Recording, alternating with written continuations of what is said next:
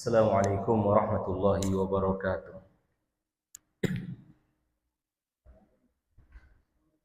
Innal hamdalillah nahmaduhu wa nasta'inuhu wa nastaghfiruh wa nastahdihi wa na'udzu billahi min shururi anfusina wa sayyiati a'malina man yahdihillahu fala mudilla lahu wa man yudlil fala hadiya lahu. Asyhadu an la ilaha illallah wahdahu la syarika lah wa asyhadu anna Muhammadan 'abduhu wa rasuluhu la nabiyya wa la rasula ba'dah. Allahumma salli wa sallim ala sayyidina Muhammadin wa ala alihi wa ashabihi wa man tabi'ahum bi ihsanin ila yaumil qiyamah. Amma ba'du fa inna ahsanal kalami kalamullah wa khairul huda huda nabiyina Muhammadin sallallahu alaihi wasallam. Wa syarrul umuri muhdatsatuha wa kullu muhdatsatin bid'ah wa kullu bid'atin dhalalah wa kullu dhalalatin finnar. Ahibati fillah, kaum muslimin dan juga muslimat yang dimuliakan subhanahu wa ta'ala. Alhamdulillah, segala puji hanya milik Allah tabaraka wa ta'ala. Di malam hari ini senantiasa kita panjatkan puji syukur kita kehadiran Rabbuna tabaraka wa ta'ala yang telah begitu banyak melimpahkan kepada kita nikmat dan juga karunia-Nya. Nikmat sehat, nikmat iman, nikmat Islam, dan nikmat-nikmat yang tiada tara yang tidak dapat kita hitung. Wa in ta'udu ni'matallahi la tuhsuha. Jikalau kalian menghitung nikmat Allah, niscaya kalian tidak akan mampu untuk menghitungnya. Maka kewajiban bagi kita sebagai seorang hamba adalah mensyukuri nikmat Allah, mempergunakan nikmat tersebut dalam perkara-perkara yang diridhai oleh Allah Subhanahu wa ta'ala. Dengan sifat syukur kita, dengan rasa syukur kita kepada Allah Subhanahu wa ta'ala, maka Allah Subhanahu wa ta'ala akan tetapkan nikmat tersebut. Bahkan Allah Subhanahu wa ta'ala akan menambahkan nikmat dan karunia-Nya kepada hamba-hambanya yang bersyukur. La in syakartum la azidannakum wa la in kafartum inna 'adzabi lasyadid. Jikalau kalian bersyukur, maka akan kutambahkan nikmatku. Namun jikalau kalian kufur, maka ketahuilah sungguhnya azab Allah Subhanahu wa ta'ala sangatlah pedih. Jemaah kaum muslimin dan muslimat yang dimuliakan Subhanahu wa ta'ala, di malam hari ini kita akan melanjutkan kajian kita masih berkaitan dengan kitab Tauhid, dengan perkara tauhid yang dia merupakan dasar dan juga pondasi yang tidak boleh bagi seorang muslim jahil dalam perkara ini. Tidak boleh bagi seorang muslim untuk tidak mengetahui, karena tauhid dia merupakan awal wajib. Dia merupakan kewajiban yang pertama yang harus dipelajari dan diketahui oleh manusia. Ya, perkara tauhid mengesahkan Allah Subhanahu wa ta'ala, dia adalah kewajiban yang paling utama. Tidak akan diterima amalan seorang hamba jikalau akidah ataupun tauhidnya batil. Sebanyak apapun kebaikannya, sebesar apapun amalannya, jikalau tidak didasari dengan tauhid, maka dia akan sirna, dia akan hancur. Sebagaimana Rabbuna tabaraka wa ta'ala berfirman berkaitan dengan orang-orang musyrikin yang memiliki keyakinan yang batil, akidah yang batil, yang mereka menduakan Allah Subhanahu wa ta'ala. Ya, Allah Subhanahu wa ta'ala berfirman, wa qadimna ila ma 'amilu min 'amalin faja'alnahu haba'an manthura. Kami datangkan kepada mereka amalan-amalan mereka. Ya, kami datangkan di hadapan mereka amalan-amalan mereka. Kemudian apa? Faja'alnahu haba'an manthura. Kami jadikan amalan tersebut debu yang berterbangan, hancur. Ya, hancur.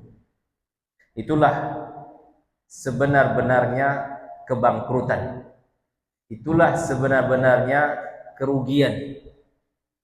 orang yang selama hidupnya mengira bahwa dia berada dalam kebaikan, namun ternyata di sisi Allah tidak sedikit pun ada kebaikan yang dicatat. Ya, qul a'unabbiukum bil akhsarina a'mala, kata Allah, maukah kalian aku kabarkan siapa mereka yang paling bangkrut amalannya, paling merugi? Ya, mereka adalah orang-orang yang beramal wa hum yuhsinuna sun'ah. Ya, mereka beramal dengan amalan yang luar biasa dengan anggapan bahwasanya amalan mereka adalah baik. Ternyata di sisi Allah Subhanahu wa taala bukanlah suatu kebaikan. Karena apa? Karena adanya kesyirikan. Oleh karena itu Nabi kita Muhammad sallallahu alaihi wasallam beliau sangat gencar mendakwahkan tauhid ini. Beliau pun sangat berjuang untuk memperingatkan umatnya dari bahaya kesyirikan. Ya, untuk memperingatkan umatnya dari bahaya kesyirikan ini. Karena ketika seorang itu terjatuh dia dalam kesyirikan, maka dia menjadi orang yang paling rugi, orang yang paling sengsara di dunia dan juga di akhirat. Maka di sini ahibati fillah kita akan menjelaskan masadirul aqidah wa manhajis salaf fi talaqqiha. Penjelasan tentang sumber akidah. Dari mana kita mengambil akidah kita ini? Dari mana kita membangun akidah kita ini?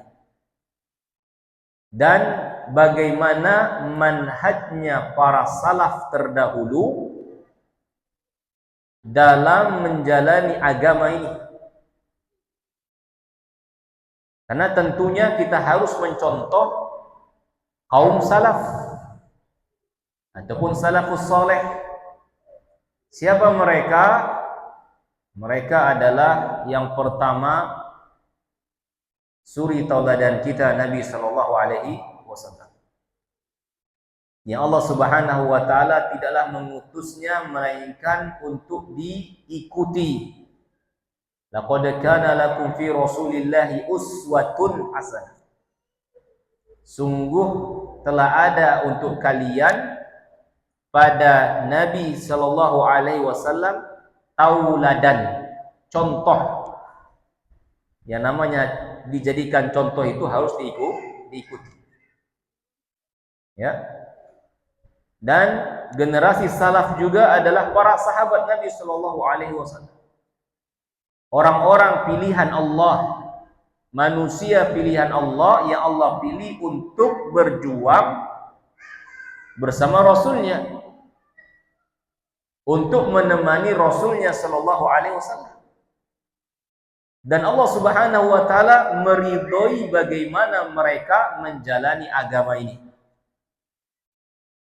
Allah Subhanahu wa taala berfirman, "As-sabiqunal awwalun minal muhajirin wal ansar." As-sabiqunal awwalun, orang-orang yang terdahulu. Siapa orang-orang terdahulu di sini? Minal muhajirin wal ansar. Kaum muhajir dan kaum ansar, para sahabat Nabi. Ya. Walladzina tabauhum bi ihsan. Dan siapa saja yang mau mengikuti mereka, mengikuti kaum muhajirin dan juga ansar dengan baik, radhiyallahu anhum wa radu'an. Allah ridho kepada mereka, mereka pun ridho kepada Allah. Ya. Maka di sini kita akan menjelaskan tentang sumber akidah. Al-aqidatu tauqifiyah. Syekh Shalih Fauzan beliau menjelaskan bahwasanya akidah ini adalah perkara tauqifi. Apa itu makna tauqifi? Yang tidak datang kecuali dengan dalil. Jadi sumber akidah kita ini haruslah berdasar dan juga ada dalilnya. Dasarnya adalah wahyu Allah Subhanahu wa taala. Tidak boleh ngarang-ngarang. Tidak boleh juga berijtihad dalam permasalahan akidah. Tapi dia tauqifiyah. Arti tauqifiyah itu sendiri secara bahasa maknanya adalah berhenti ataupun berdiri, waqaf. Berhenti di mana Allah Subhanahu wa taala menghentikan. Ya, tauqifiyah. Ada nasnya, jalan. Tidak ada nasnya, tetap berhenti. Fala tathbut illa bidalilin minasy-syari'. Tidak boleh kita menetapkan sesuatu dari perkara-perkara akidah kecuali harus ada nas ataupun dalil dari syariat. Ya, harus ada nas ataupun dalil dari syariat. La majala li ra'yi wala ijtihad. Tidak ada ruang bagi akal-akalan, tidak ada juga ruang buat berijtihad dalam permasalahan akidah. Berbeda dengan urusan fikih misalnya. Tapi dalam masalah akidah yang berbicara di sana tentang alamul ghaib, tentang perkara-perkara ghaib, la yudraku bil hawas, yang tidak dapat ditangkap dengan panca indera. Ya.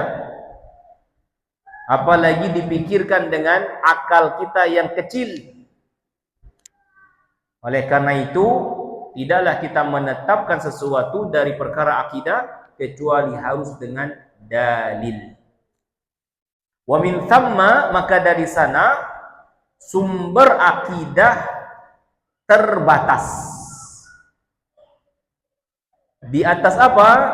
Di atas apa yang datang dari kitabullah azza wa jalla, apa yang diterangkan dari sunnah Nabi sallallahu alaihi wasallam berupa hadis-hadisnya yang sahih. Itulah sumber akidah. Ya, maka bangun akidah kita ini, keyakinan kita ini di atas dua sumber ini. Kitabullah, Al-Qur'anul Karim, dan hadis-hadis Nabi SAW yang sahih.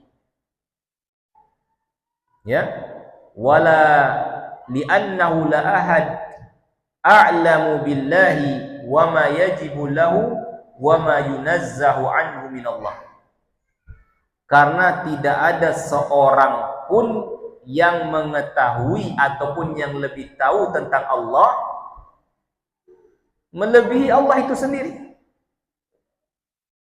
Ya, tidak ada seorang pun yang mengetahui tentang Allah dan apa yang Allah cintai melebihi Allah sendiri. Ya. Wala ahadun ba'dallahi a'lamu billahi min Rasulillah sallallahu alaihi wasallam. Dan tidak ada yang lebih mengetahui tentang Allah setelah Allah dari kalangan manusia melebihi Rasulullah sallallahu alaihi wasallam. Oleh karena itu, manhaj salaf dan orang-orang yang mengikuti mereka dengan baik, mereka menerima akidah mereka hanya dari Al-Quran dan juga sunnah yang sahih. Ya, hadis-hadis yang sahih. Karena keduanya yaitu Al-Quran dan Sunnah, dia merupakan wahyu dari Allah. Ya, dia merupakan wahyu dari Allah. Wa ma yantiqu 'anil hawa in huwa illa wahyu yuha. Tidaklah yang terlontar dari lisan Nabi SAW merupakan hawa nafsu, melainkan wahyu yang diwahyukan. Ya. Fama dalat alaihi alkitab wa sunnatu fi haqqillahi ta'ala aminu bihi wa'taqadu wa 'amilu. Maka apa saja yang ditunjukkan oleh Quran, oleh sunnah, wajib bagi kita untuk mengimaninya. Wajib bagi kita untuk meyakininya. Wajib bagi kita untuk mengamalkannya. Walaupun mungkin tidak bisa dicerna oleh akal kita. Ya, tapi wajib bagi kita untuk menerimanya. Misal Allah Subhanahu wa taala berbicara tentang hari kebangkitan. Mungkin kalau kita pikirkan bagaimana manusia yang telah mati, ya, kemudian telah menjadi tulang belulang, kemudian hidup lagi, dibangkitkan lagi. Kan itu yang dipermasalahkan dengan orang-orang musyrikin. Aidza mitna wa kunna turaban a inna lamab'utsun. Ya. Wahai Muhammad, apakah jika kami telah mati menjadi tulang belulang, hancur lebur dengan tanah, kemudian kami akan dibangkitkan? Mereka menolak tadi karena tidak dapat dicerna oleh akal mereka. Kita katakan sumber akidah itu bukan akal. Sumber akidah itu adalah kitabullah dan sunnah Rasulullah, wahyu. Ya, wahyu dari Allah Subhanahu wa taala. Adapun akal kita sangat kecil. Memikirkan sesuatu yang kita lihat saja terbatas kita. Ya, terbatas. Apalagi kita mau memikirkan sesuatu yang maha dahsyat, yang maha tinggi, yang maha agung. Wa ma lam yadul alaihi kitab wa sunnah nafauhu an Rasulillah sallallahu wa rafaduhu. Dan apa saja yang tidak diterangkan ataupun tidak ditunjukkan oleh kitabullah dan sunnah Rasulullah, maka tidak boleh kita tetapkan. Ya, tidak boleh kita menetapkan sesuatu yang tidak ditetapkan oleh Allah. Ya.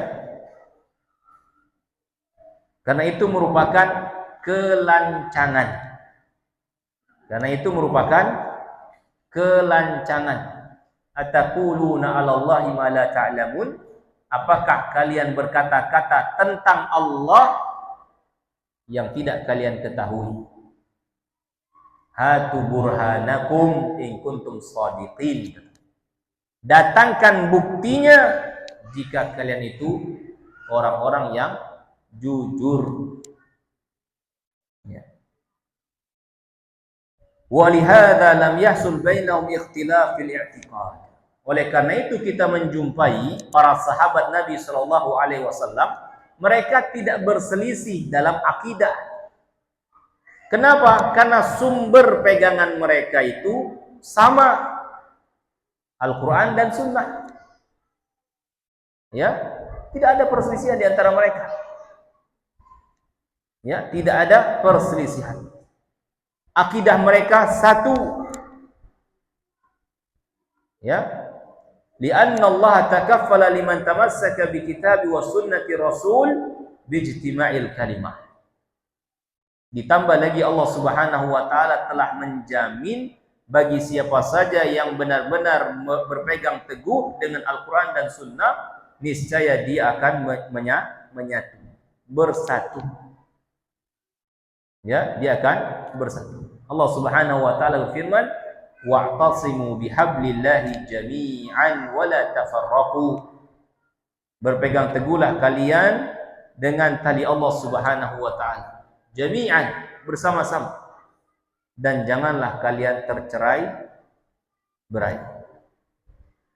Fa imma ya'tiyannakum minni huda faman ittaba'a hudaya fala yadhillu wala yashqa.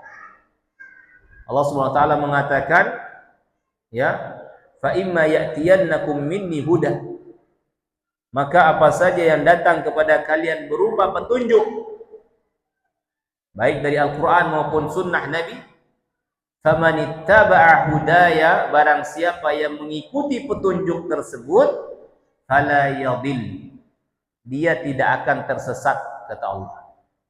Wala yashqa, dia pun tidak akan sengsara. Ya, syaratnya apa?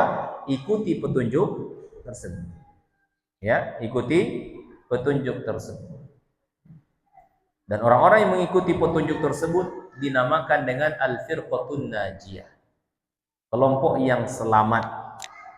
Ya, kelompok yang selamat, yang akan diselamatkan oleh Allah Subhanahu wa taala. Ketika Nabi Shallallahu alaihi wasallam mengabarkan kepada kita akan perkara perselisihan yang akan terjadi di tubuh umat Islam, bahwasanya umat ini akan tercerai-berai, akan berkelompok-kelompok menjadi 73 kelompok. Ya, itu kelompok dasarnya. Adapun cabangnya lebih banyak lagi. Ya, 73 kelompok. Satu kata Nabi Shallallahu alaihi wasallam yang selamat masuk ke dalam surga. Bukan berarti yang 72 ini kekal di neraka, tidak. Mereka adalah umat Islam. Karena Nabi SAW mengatakan, sataftariqu ummati, akan tercerai-berai, terpecah belah umatku. Namanya umat Nabi SAW berarti mereka adalah orang-orang Islam. Hanya saja mereka terancam akan neraka. Ya, mereka terancam akan neraka. Satu yang akan diselamatkan oleh Allah Subhanahu wa taala, masuk langsung ke dalam surga. Nabi SAW mengabarkan hal ini agar kita tidak mudah tercerai-berai, agar kita waspada, antisipasi dari perpecahan, agar kita bersama-sama berusaha untuk menjadi yang satu ini. Bukan dijadikan hadis tersebut menuding saudara-saudara kita, kelompok-kelompok yang pecah tadi. Bukan, tapi untuk diri kita. Apakah kita benar-benar sudah masuk ke yang satu ini? Ya, bagaimana karakter jamaah yang satu ini yang diselamatkan oleh Allah? Nah, itu yang harus kita upayakan, yang harus diupayakan oleh kaum muslimin. Jangan membiarkan dirinya terbawa dengan perpecahan. Ya, sehingga Nabi SAW mengatakan, kulluhum finnari illa wahid, semuanya terancam neraka kecuali satu. Para sahabat dengan fakihnya mereka bertanya, manhum ya Rasulullah, siapa yang satu ini wahai Rasulullah?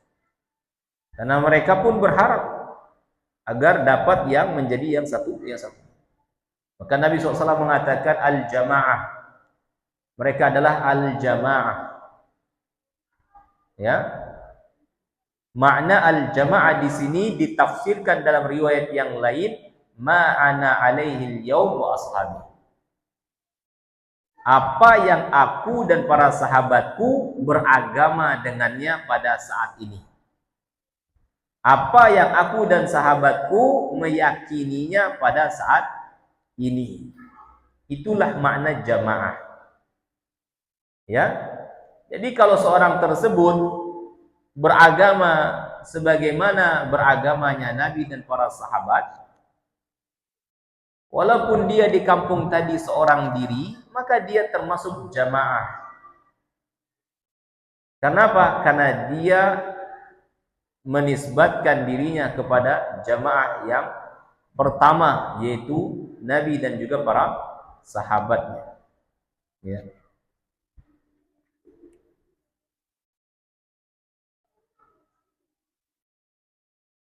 Wa indama bana ba'dun nasi aqidatahum ala ghairil kitabi was sunnah. Namun ketika manusia membangun akidahnya tidak berdasar Al-Quran dan Sunnah, mereka mencomot filsafat Yunan, Plato, Aristoteles, yang notabene-nya mereka adalah orang-orang kafirin. Mereka jadikan itu sumber agama atau dari yang lainnya, maka kacaulah agama ini. Ya, kacau. Terjadilah perpecahan. Karena apa? Tidak mengambil akidah dari sumbernya yang benar. Ya, tidak mengambil akidah dari sumbernya yang benar. Mereka mengambil akidah dari ilmu kalam, ilmu filsafat, ya, ataupun kaidah-kaidah mantik yang mereka wariskan dari filsafat-filsafat Yunani. Apa yang terjadi? Hasala inhiraf. Terjadilah penyimpangan. Hasala tafarruq. Terjadilah perpecahan. Perselisihan yang sangat banyak. Karena apa? Sumbernya sudah beda. Ketika kita mengajak lagi agar kembali kepada sumbernya, mereka justru membalikkan fakta. Jangan memecah belah, kata mereka. Padahal kita ingin kembalikan lagi. Ini yang menyatukan kita, Al-Quran. Ini hadis Nabi SAW yang kita sepakat. Ya, tidak ada perubahan di sana. Kita rujuk lagi, kembali lagi. Ya. Tapi mereka putar balikkan fakta. Ya, terjadilah perselisihan dalam akidah. Ya, akhirnya juga perpecahan dari melemahnya kaum muslimin. Karena apa? Karena mereka meninggalkan sumber akidah tadi. Itu kitab dan sunnah. Al-inhirafu 'anil aqidati sahihah muhlikatun wadhiyah. Ketika seorang itu berpaling dari akidah yang lurus, maka ujung dari perjalanannya adalah kebinasaan. Karena akidah yang sahih dia akan menyelamatkan. Ya, dia akan menyelamatkan. Namun di saat seorang itu berpaling dari akidah yang sahih, maka kebinasaanlah akhir dari kehidupannya. Ya, dari kehidupannya.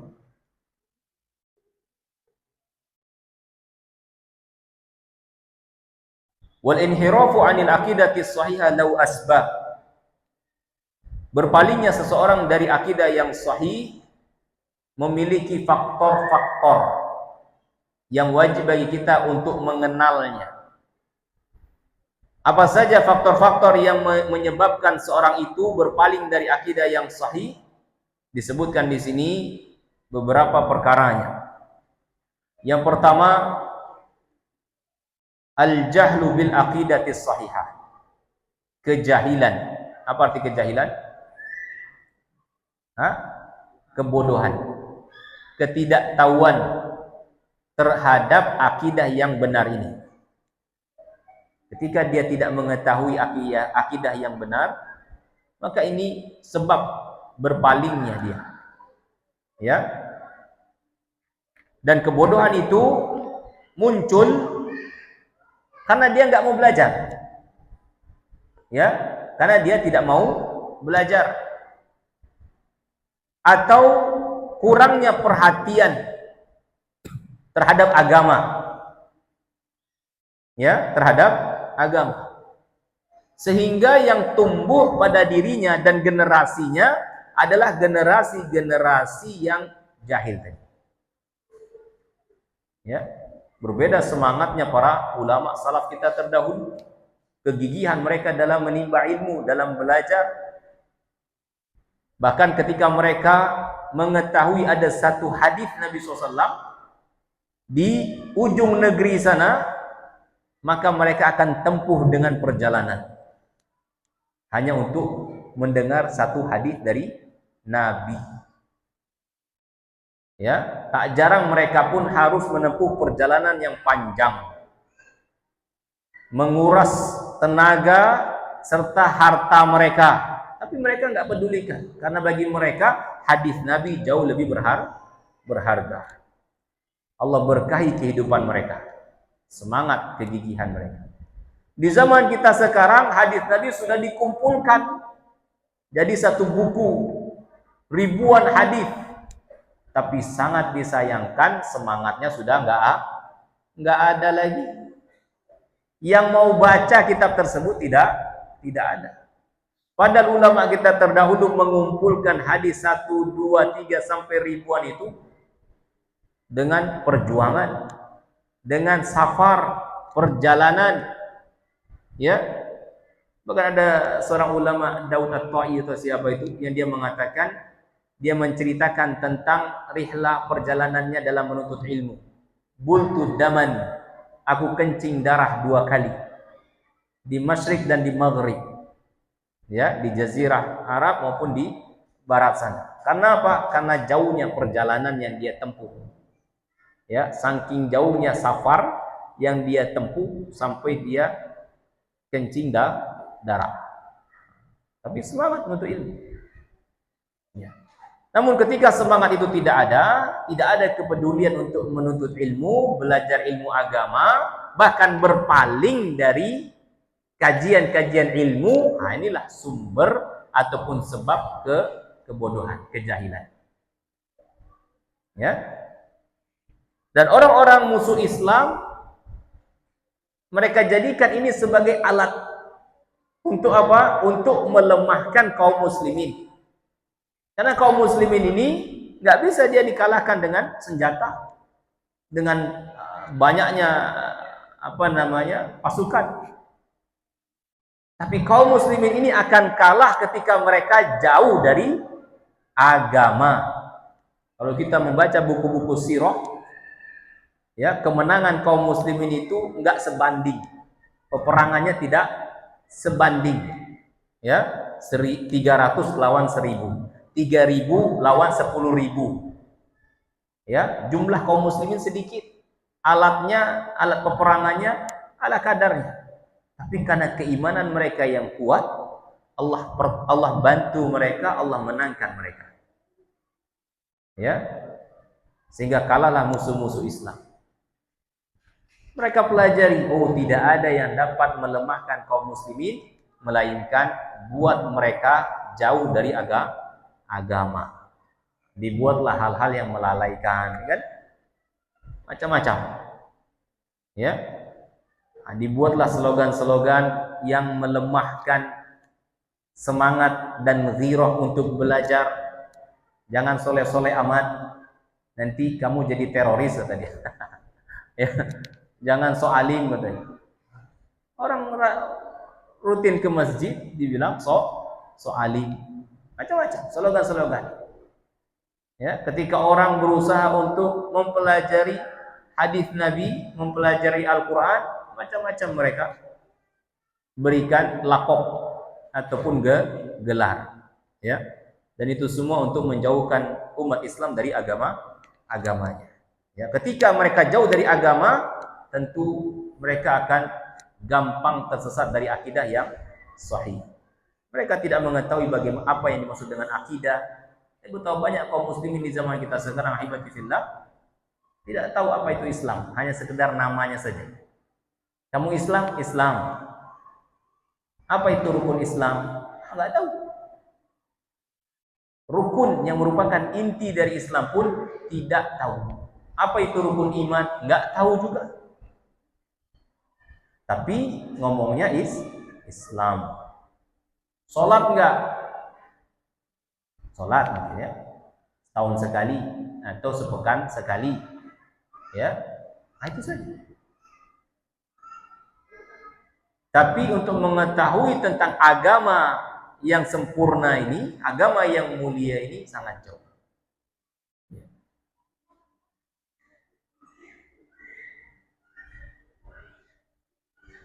Kata Umar bin Khattab, berkata Umar bin Khattab, "Innama tunqadu urul Islam urwatan idza nasha'a fil Islami man la ya'riful jahiliyah." Akan terputus tali Islam ini, akan terputus tali Islam ini seutas demi seutas. Kapan? Apabila tumbuh ataupun muncul generasi di dalam Islam man la ya'rif jahiliyah. Orang yang tidak mengetahui perkara-perkara jahiliyah. Ya. Orang yang tidak mengetahui perkara-perkara jahiliyah. Ya. Karena kita harus mempelajari kenapa zaman Nabi SAW diutus dikatakan zaman jahiliyah. Ya. Kita harus mengetahuinya juga. Karena ketika kita tidak mengetahui kesesatan, bisa jadi kita jatuh masuk ke sana tanpa kita sadari. Ini yang pertama, kejahilan, kebodohan atau ketidaktahuan terhadap agama. Ini yang menyebabkan manusia itu tersesat dari akidah. Yang kedua, at-ta'assub lima alaihi al-aba wal ajdad. Fanatik, ta'assub. Ya, sudah azan? Baik, kita azan terlebih dahulu. Nanti akan kita lanjutkan sedikit. Fanatik buta dengan mengambil ucapan manusia berkaitan dengan akidah tanpa dia mengetahui keabsahan dalilnya. Ini juga merupakan sebab penyimpangan manusia dari akidah. Karena taklid buta, manut aja gitu. Terlalu manut tanpa mengetahui sumbernya dari mana. Ya, ini tidak diperbolehkan. Ya, kita harus tahu ada enggak tidak masalah seorang itu bertanya, ada enggak dalilnya? Apa dalilnya yang mengatakan demikian? Ya. Dan kewajiban bagi seorang yang alim adalah menjelaskan, ya, dengan penjelasan yang sahih, dengan dalil yang juga sahih. Itu yang ketiga yang menyebabkan seorang juga berpaling dari ataupun tersesat dari akidah yang sahih. Ketika dia taklid buta, ya, fanatik buta. Dan yang keempat, ghulu, berlebih-lebihan terhadap orang-orang soleh, berlebih-lebihan terhadap para wali. Karena Nabi kita SAW beliau mengajarkan dan beliau memberikan antisipasi. Beliau mengatakan, iyyakum wal ghuluwa fid din. Hati-hati kalian dari sikap berlebih-lebihan, ghulu dalam agama. Ketika beliau sakit, sebelum wafatnya, menjelang wafatnya, beliau mengatakan dengan kerasnya, ya, la tatruni kama atratin nasara Isa bin Maryam. Jangan kalian ghulu, berlebih-lebihan dalam menyanjungku, kata Nabi. Jangan kalian berlebih-lebihan dalam memuji dan menyanjungku, sebagaimana berlebih-lebihannya orang-orang Nasrani terhadap Isa. Saking berlebih-lebihannya mereka katakan bahwasanya Isa itu adalah putra Allah. Nah, ini kan berlebihan. Ya, berlebihan. Dan Nabi SAW melarang dari sikap berlebih-lebihan tersebut. Dan beliau mengarahkan kepada kita untuk mengatakan apa? Faqulu Abdullahi wa rasuluhu. Panggillah aku dengan hamba Allah dan juga Rasulnya. Itulah ucapan yang paling disukai oleh Nabi SAW. Hamba Allah, walaupun kedudukannya tinggi, ya, di sisi Allah Subhanahu wa taala, tapi beliau tetaplah seorang hamba yang tidak boleh dipertuhankan. Karena ajaran Nabi SAW itu agar kita tidak mempertuhankan makhluk. Ya. Sehingga Nabi mengatakan ana Abdullah, aku adalah hambanya Allah. Ya. Ketika aku adalah hamba Allah, maka jangan angkat aku sampai kedudukan Tuhan. Di samping itu beliau pun Rasulullah, utusan Allah, pilihan Allah, Rasulnya Allah. Artinya apa? Tidak boleh kita hina, tidak boleh kita rendahkan, kita harus muliakan. Karena beliau walaupun seorang hamba, tapi hamba yang dipilih, hamba yang dimuliakan oleh Allah. Ya, jadi tidak terlalu berlebih-lebihan dalam menyanjung dan bersikap, tidak juga merendahkan, pertengahan. Ya, pertengahan. Karena agama Islam itu agama pertengahan. Ya, antara ghulu dengan tafrid. Ghulu berlebih-lebihan, tafrid merendahkan. Ya. Nah, Nabi SAW melarang kita dari ghulu terhadap beliau, apalagi yang selain dari beliau. Terhadap beliau saja beliau memperingatkan akan bahaya ghulu. Ya, apalagi selain beliau. Ya. Baik itu dari wali kah ataupun orang-orang soleh kah. Karena apa ibadi fillah? Karena penyebab kesyirikan umat-umat terdahulu di zaman Nabi Nuh, celah mereka masuk ataupun jatuh dalam kesyirikan itu di saat mereka berlebih-lebihan ghulu terhadap orang-orang soleh. Allah Subhanahu wa taala berfirman dalam surat Nuh, la tadharunna alihatakum wa la tadharunna wadda suwa'a yaghut ya'uq wa nasra.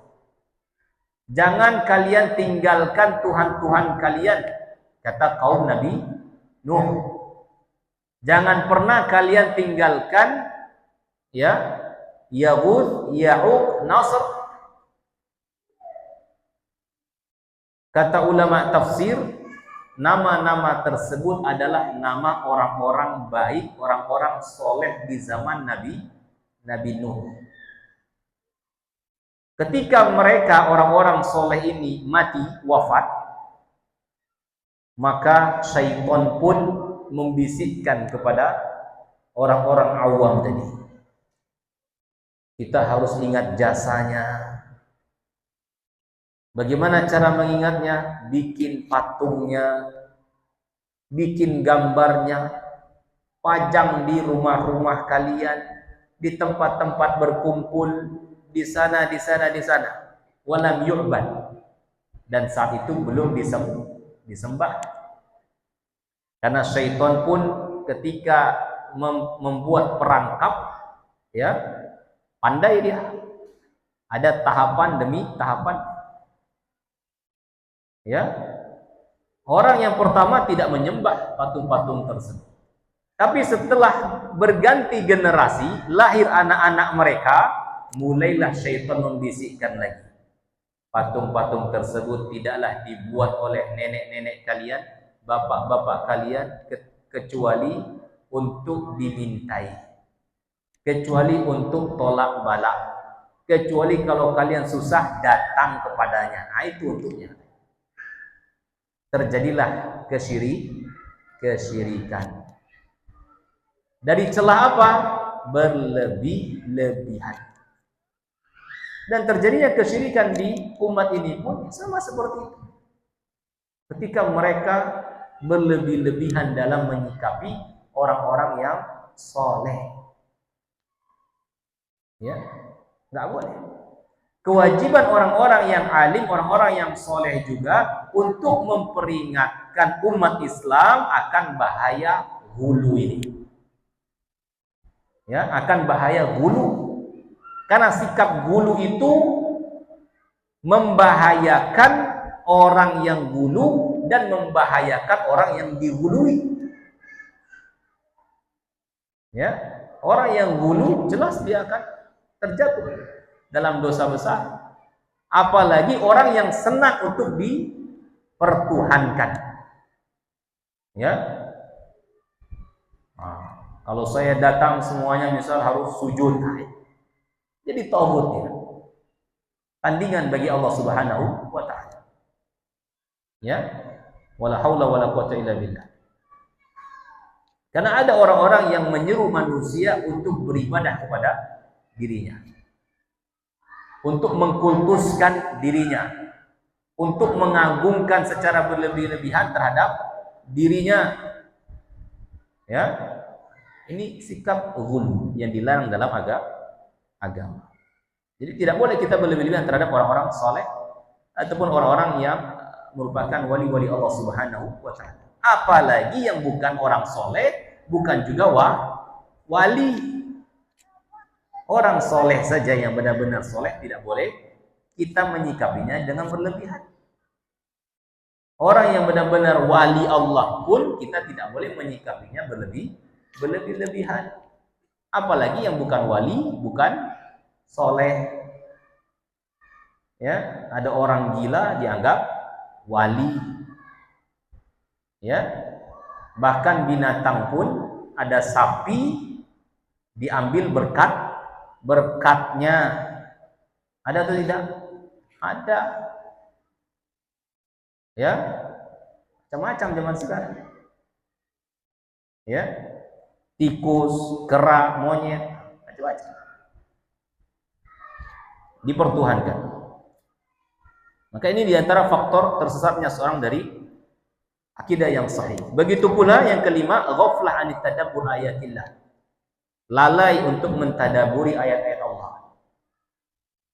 Karena jikalau seorang itu mau membaca dan juga mentadaburi ayat-ayat Allah, Al-Quranul Karim, maka dia akan mendapati bagaimana hakikat tauhid, mengesahkan Allah SWT. Karena Al-Quran itu dipenuhi dengan akidah, dipenuhi dengan keesaan Allah SWT dari awal sampai akhir. Ya, begitu pula mentadaburi ayat-ayat kauniyah alam semesta ini yang Allah Subhanahu wa taala jadikan sebagai tanda-tanda kekuasaannya. Ya. Kemudian yang keenam, asbahal baitu fil ghalib khaliyan min tawjih salim. Di antara faktor yang menyebabkan manusia itu jauh dari agama ini ataupun tersesat dari akidah, karena rumah-rumah kaum muslimin tidak lagi disemarakkan pendidikan Islam, pengarahan yang benar. Nabi SAW mengatakan, kullu mauludin yuladu alal fitrah. Setiap bayi yang dilahirkan, dia terlahir di atas fitrah, selamat. Kedua orang tuanya lah yang menjadikan dia Majusi, Nasrani ataupun Yahudi. Artinya apa? Pendidikan orang tua tadi sangat memiliki peran besar dalam selamatnya akidah manusia. Kemudian juga serangan media-media sosial, media-media barat, ini juga menyebabkan seorang jauh dari akidah. Lalu bagaimana kita menepis itu semua? Secara singkat, yang pertama kita harus kembali kepada Al-Quran dan Sunnah Nabi SAW. Ya, kita harus kembali kepada Al-Quran dan Sunnah. Semarakkan untuk kembali mempelajari Al-Quran dan juga Sunnah dari ulama-ulama kita. Ya, hadis-hadis yang sahih, ulama-ulama yang mu'tabar, yang ma'ruf, yang dikenal dengan selamat akidahnya. Pelajari. Ya. Kemudian juga yang kedua, al-inayah bitadrisil aqidah sahihah. Menaruh perhatian yang besar untuk mempelajari akidah yang benar ini. Dan juga kita harus mempelajari ataupun mengetahui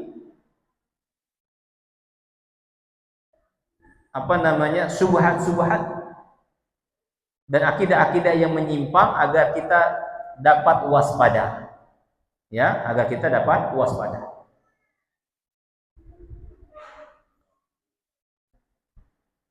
Kemudian juga mempelajari kitab-kitab yang sahih, ya, yang menerangkan bagaimana manhaj ahlu sunnati wal jamaah dalam mereka berakidah, ya, dalam mereka berakidah.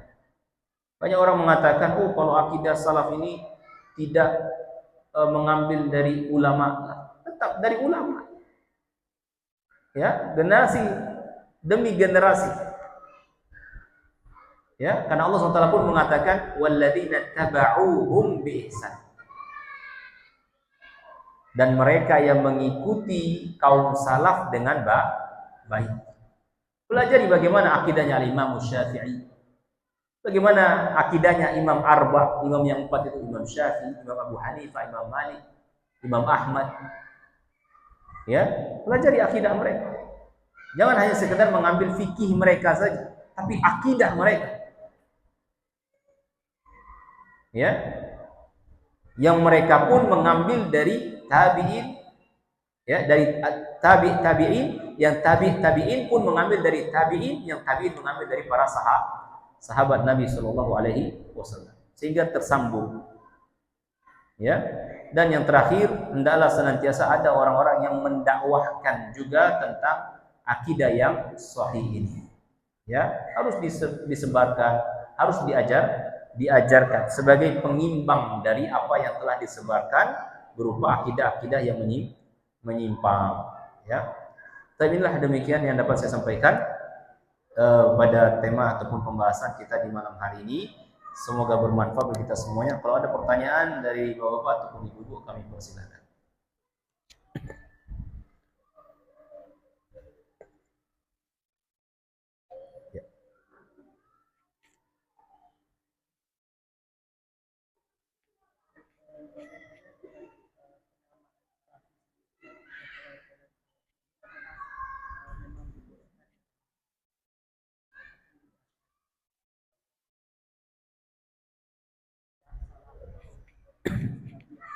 Ya. Baik, bagaimana dengan penamaan salafi? Ya, penamaan dengan salafi ataupun menisbatkan. Karena salafi ataupun salafiyah itu penisbatan. Ketika seorang mengatakan ana salafi ataupun ana salafiyah, berarti dia menisbatkan diri kepada kaum salaf. Ya, menisbatkan diri kepada kaum salaf. Karena adanya ya nisbah. Ya, adanya ya nisbah di akhir tadi. Salafiyun ataupun salafiyah. Sama seperti organisasi Muhammadiyun ataupun Muhammadiyah. Kenapa dikatakan organisasi tersebut Muhammadiyun? Berarti mereka menisbatkan kepada Muhammad. Ya, seperti itu. Nah, apakah boleh seorang itu menisbatkan dirinya sebagai salafi? Ya, dijelaskan oleh para ulama, yang dimaksud dengan salaf di sini adalah salafus saleh. Ya, salafus as-saleh. Dan Nabi SAW pun pernah mengatakan kepada Fatimah, putri beliau, ya, beliau mengatakan ana salafuki. Aku adalah pendahulumu wahai putriku. Ya, beliau mengatakan salaf. Aku adalah pendahulu. Ya. Dan istilah tersebut dipakai oleh para ulama. Ya, dipakai oleh para ulama untuk menerangkan generasi terdahulu. Mereka katakan salafus saleh. Ya, salafus saleh. Dan orang-orang yang menisbatkan dirinya kepada salafus saleh ini, bagaimana mereka beragama, bagaimana manhaj mereka, maka mereka dinamakan dengan salafi. Syekhul Islam Ibnu Taimiyah beliau mengatakan, ya, la haraja liman ittasaba ila manhajis salaf. Tidak mengapa seorang itu menisbatkan dirinya kepada salaf. Ya, tapi yang paling penting adalah bukan hanya sekedar penamaan, Namun yang paling penting adalah hakikatnya itu benar atau tidak.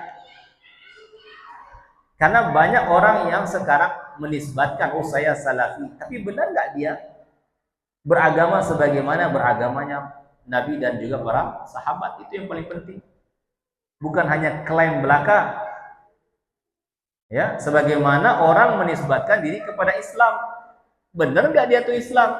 Tapi sholat nggak pernah. Nah itu kan. KTP-nya Islam. Berarti kan dia menisbatkan agama dia Islam. Pernah sholat nggak? Enggak.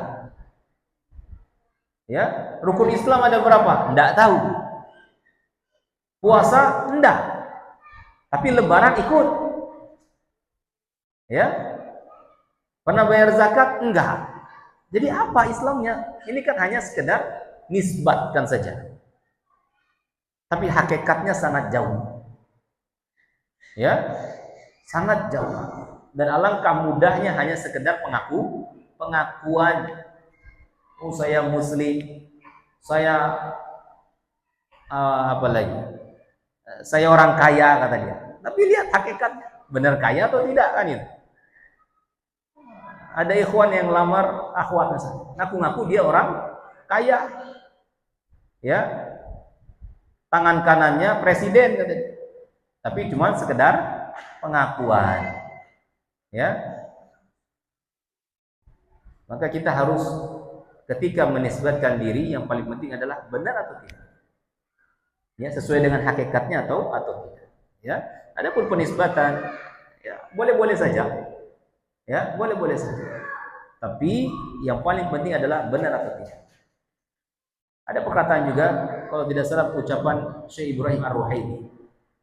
Beliau mengatakan, apabila engkau menempuh manhaj salaf, apabila engkau menempuh manhaj salaf, metodenya generasi terdahulu, ya, engkau menempuh manhaj salaf, maka tidak akan memudaratkan dirimu jikalau manusia tidak mengenalmu bahwasanya engkau bermanhaj salaf.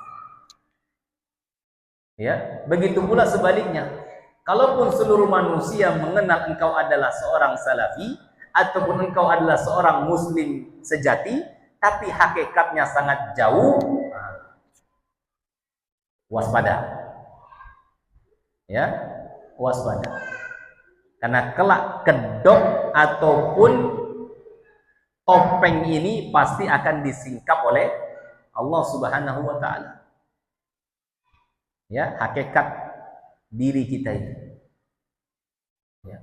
Jadi tanpa kita gembar-gembor pun kalau kita menjalani agama ini dengan baik, dengan benar, maka engkau adalah salafi walaupun manusia tidak mengakuinya. Enggak masalah. Yang penting Allah mengakuinya. Itu yang paling penting. Ya. Percuma kita mengakui pokok nama saya akhirnya ada salafi, ada ini, ada ini, ada ini, ada ini, pengakuan semuanya. Tapi hanya sekedar pengakuan. Hakikatnya sangat jauh. Allah akan ya singkap kedok aslinya. Nabi SAW pernah mengatakan, man ra'a ra'ahullah. Man sam'a sam'ahullah. Barang siapa yang beramal riya, ya, maka Allah akan perlihatkan kebusukannya. Barang siapa yang sum'ah, dia beramal hanya ingin didengar, maka Allah akan Allah akan memperdengarkan keburukan dia. Allah akan singkap hakikatnya. Ya. Jadi tidak main-main di sini. Ya, sebagaimana kita pun tidak main-main ketika Allah tidak akan membiarkan seorang itu mengatakan dirinya beriman. Alif lam mim hasiban nas ayutraku ayyaqulu amanna. Alif lam mim, apakah manusia mengira dia akan dibiarkan mengucapkan kami orang beriman? Belum lagi diuji. Ya. Ketika kita mengatakan kami beriman, maka Allah akan uji. Benar nggak keimanannya? Jujur nggak dia dalam beriman? Sekali datang ujian tersebut langsung melempam dia.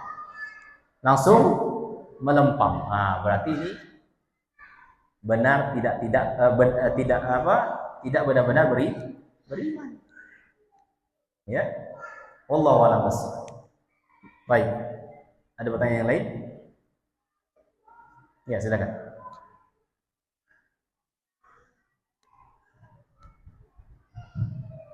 Assalamualaikum warahmatullahi wabarakatuh. Waalaikumsalam. Saya ingin bertanya mengenai kasus anak kita. Kita kan bisa biasanya haji kita memiliki ustaz ini salah yang disebut pada saat Ya. apakah ini salah? Karena kita harus mendengar semua dari ustaz yang masuk pada saat itu asal dari yang lain dan itu sorry juga harus diam mau misalkan dia simak. Baik. Pertama, ya, yang harus kita pegang sebagaimana yang sudah kita jelaskan, kita tidak boleh fanatik ataupun ta'assub. Ya, fanatik buta ataupun ta'assub, asabiyah. Pokoknya kalau enggak dari kiai saya enggak mau. Pokoknya kalau enggak dari ustaz saya enggak mau. Nah, ini juga salah. Ya, ini juga salah. Karena Imam Malik beliau pun mengatakan kullu qaulin yuqad wa yutrak. Setiap ucapan manusia itu bisa diambil, bisa ditinggalkan. Kecuali pemilik kubur ini. Beliau mengisi ta'lim di Masjid Nabawi. Beliau mengisyaratkan ke kuburan Nabi. Setiap ucapan, artinya apa? Setiap ucapan manusia itu bisa diambil, bisa ditolak. Karena dia manusia biasa. Kecuali ucapan Nabi Shallallahu Alaihi Wasallam wajib untuk diambil. Adapun selain dari mereka, maka bisa diambil, bisa ditolak. Ya, bisa diambil, bisa ditolak. Kalau benar kita ambil, kalau salah ya kita tolak. Walaupun dia kedudukannya mungkin ulama ataupun yang lain. Karena ulama pun sebagaimana Allah katakan wa fawqa kulli dzi ilmin ali. Di atas orang berilmu ada lagi yang berilmu. Makanya Al-Imam Syafi'i pun mengatakan kepada murid-muridnya, "Idza wajadtum fi kitabi hadza yukhalifu ma sahha 'anil Nabi sallallahu alaihi wasallam, fatruku kitabi wa khudh bima sahha 'anil Nabi." Kalau kalian wahai murid-muridku menjumpai di kitabku ini yang bertentangan dengan hadis Nabi yang sahih, mungkin atau tidak? Mungkin saja. Namanya kemampuan manusia ada batasannya. Walaupun kita mengetahui derajat Imam Syafi'i itu luar biasa dalam ilmu. Karena memang Allah Subhanahu wa taala pun ya tidak menjadikan manusia itu maksum kecuali Rasul. Ya, ada saja kurangnya. Itu sesuatu yang wajar. Maka Imam Syafi'i mengajarkan kepada muridnya, kalau kalian mendapati kitabku ini menyelisih apa yang sahih dari Nabi, ambil yang sahih dari Nabi. Tinggalkan pendapatku yang di kitab ini. Ya. Dalam riwayat yang lain beliau mengatakan idza sahal hadis fa huwa madhhabi.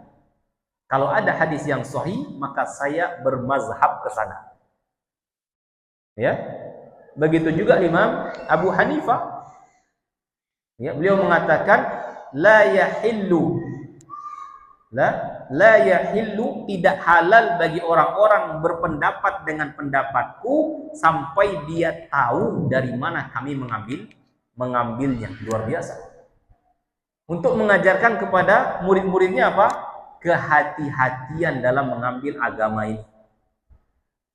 Tidak boleh kalian berpendapat dengan pendapatku, kata Imam Abu Hanifah, sampai kalian tahu apa sumbernya. Artinya beliau mengajarkan kita itu harus tanya sama guru kita. Ketika seorang guru tadi memaparkan suatu pendapat ataupun suatu keterangan, sumbernya mana? Harus tahu. Ya, karena tidak boleh asal-asalan dalam agama. Kalau dokter saja dia asal-asalan kasih resep, bisa overdosis ataupun apa namanya? Qaid ya. Karena salah resep.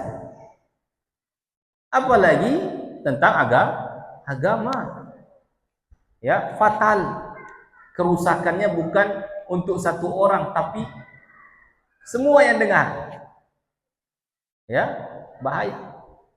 Ya. Makanya Allah SWT mengancam bagi orang yang mengatakan tentang agama tanpa dasar ilmu. Lebih baik dia mengatakan wallahu a'lam. Kalau nggak tahu, wallahu a'lam.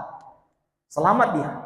Jangan sampai dia nekat untuk menjadi jembatan manusia di atas neraka. Ya, dia sebagai batu pijakannya. Lompatan manusia dari neraka. Ya, itu bahaya. Ya. Jadi kita tidak boleh fanatik, tapi lihat dari sumbernya. Ya, namun di satu sisi pun kita harus waspada, terutama kita hidup di zaman yang penuh dengan fitnah. Banyak dai-dai karbitan. Dahulu artis, sekarang karena pintar ngomong jadi dai, jadi ustaz. Ya, berfatwa. Ya, nah itu harus kita waspadai. Ada nggak dia khazanah ilmiahnya? Ada nggak riwayat dia belajarnya? Ya, bagaimana akidahnya, selamat atau tidak? Bagaimana ilmu fikihnya? Kita pun harus mengetahui. Sebagaimana orang yang alim, dia harus istihad, berjuang dalam belajar. Maka orang awam yang tidak mampu untuk belajar, dia beristihad, berusaha mencari mana orang-orang yang alim yang benar-benar bersumber ilmunya. Harus ada upaya juga. Ya, bukan hanya melihat oh ini lagi viral, ikut, bukan. Oh ini yang lagi tenar, ikut, bukan. Ya, tapi lihat apa yang dia ucapkan. Apakah qala Allah wa qala Rasul? Ya, firman Allah, Allah berfirman ataupun sabda Nabi sallallahu alaihi wasallam. Karena banyak sekali sekarang orang ya tadi ya berkedok ustaz, taunya dukun. Berkedok kiai, taunya cabul. Ya, la haula wala quwata illa billah. Ya. Jadi kita pun harus hati-hati juga. Ya. Pandai-pandai dalam mencari guru. Inna hada ilmad din fanzuru aman ta'khudhu dinahu. Sesungguhnya ilmu ini adalah agama. Ilmu ini merupakan agama kita. Maka perhatikan kepada siapa kalian mengambil ilmu. Ya, itu ucapan Al-Imam Ibnu Siri. Al-Imam Ibnu Siri. Wallahu a'lam bishawab. Mungkin sampai di sini dulu kajian yang saya sampaikan dan pertanyaan yang dapat saya jawab. Semoga bermanfaat bagi kita semuanya. Yang benar tentunya datang dari Allah Subhanahu wa taala semata. Adapun kesalahan dan kekeliruannya dari diri kami pribadi mohon dimaafkan dan diluruskan. Kita tutup dengan doa kafaratul majelis. Subhanakallahumma wa bihamdik.